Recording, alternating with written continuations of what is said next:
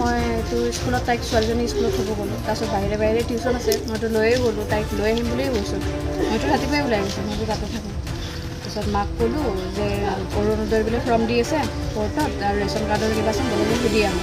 তো পাথৰ কৰি এইখিনি বেছি দূৰ নহয়, আমি আধা ঘণ্টাত আহি যাম। দেউতাক ক'লোঁ আমি এনেকৈ, দেউতাই ওটছো খাব দিলে, মায়েতো দেউতাই ওটছো খালে। খাই কিনে তাৰপিছত মাক মই ফোন কৰি 11টা বজালৈ গ'লোঁ। দেউতাক কৈছে কি ভাত খাব নেকি? দেউতাই কৈছে কি মই ভোক লগা নাই, ভোক লাগিলে মই ভাতকেইটা নিজে সাজি খাম, যা বোলে। তাই টিউশ্যন ছুটি হ'ব নহয়, তো মাকে ক'লে টিউশ্যন ছুটি হ'ব, আমি কোৰ্টত যাম। কৈছে ঠিক আছে যাম। আমি গুচি গ'লোঁ। তাৰপিছত যাই কিনে মোৰ ছোৱালীটো ভণ্টিৰ ঘৰত থ'লোঁ, থৈ কিনে আমি কোৰ্টত গ'লোঁ। যাই কিনে আহি তাইক আৰু লৈ কিনে আমি আহি যাম আৰু তাতে 10-15 মিনিটমান থাকি কিনে আমি আহি আছোঁ চিধা। আহি কিনে গেটখন লক কৰা আছে, বৈ দৰ্জাখনত এই কৰা আছে, মোক নুচুব এনেকৈ লিখা আছে, কাৰেণ্টৰ শ্বৰ্ট লাগি আছে, মছজিদ শৰ্মা। যে মোক দেখা পাই কিনে একদম ভিতৰলৈকে দৌৰি গ'লোঁ।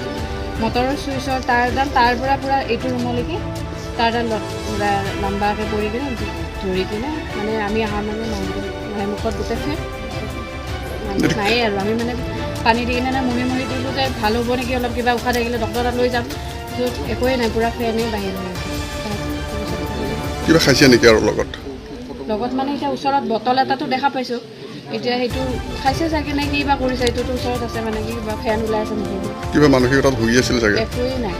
একো নাই মানে কি চুগাৰ প্ৰেছাৰটো আছেই, এইটো কাৰণে আমি ডক্টৰক দেখাইছোঁ, ঔষধ খাই আছে, আমাৰ লগত কথা পাতিয়ে আছে। ৰাতিপুৱা কালিও গধূলি বাহিৰত গৈ আছে, তলতো গৈ আছে, মৰ্ণিং ৱাকো কৰিব যায়, ঠিকে আছিল। অকস্মাত কি বা ভাবিলে, কি বা কৰিলে, কি বুলি ভাবে এইটো আপুনি এতিয়া সুইচাইড কৰা বুলি ভাবে নেকি? কি বুলি ভাবে মই এতিয়ালৈকে বিশ্বাস কৰিব পৰা নাই যে দেউতাই কেতিয়াবা এনেকুৱাও কিবা কৰিব পাৰিব। আমাৰ লগত নৰ্মেলি থাকে তোমাৰ মানুহটো।